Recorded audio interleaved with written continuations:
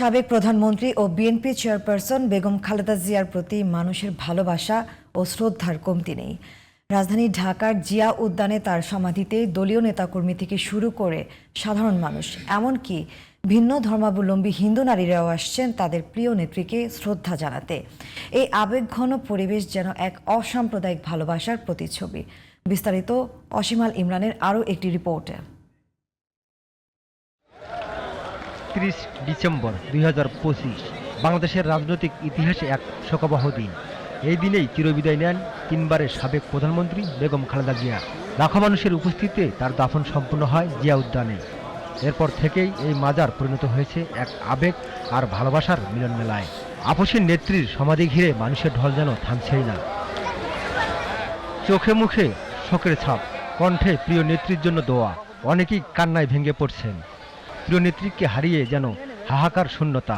খালেদা জিয়ার অবর্তমানে যে শূন্যতা সৃষ্টি হয়েছে, আমরা সেই শূন্যতা প্রতি মুহূর্তে অনুভব করছি। উনি ওনার যা করার উনি সেটা করে গেছেন।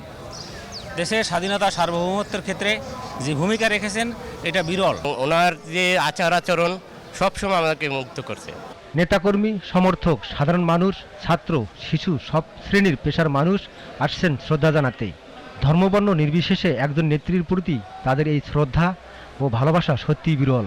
আমি জিয়ার রহমানকে এবং খালেদা জিয়াকে ভালোবাসি, এজন্য যে হচ্ছে ইনার কাজ আমার পছন্দ হতো। তার মতন নেত্রী আমাদের বাংলাদেশে কমই।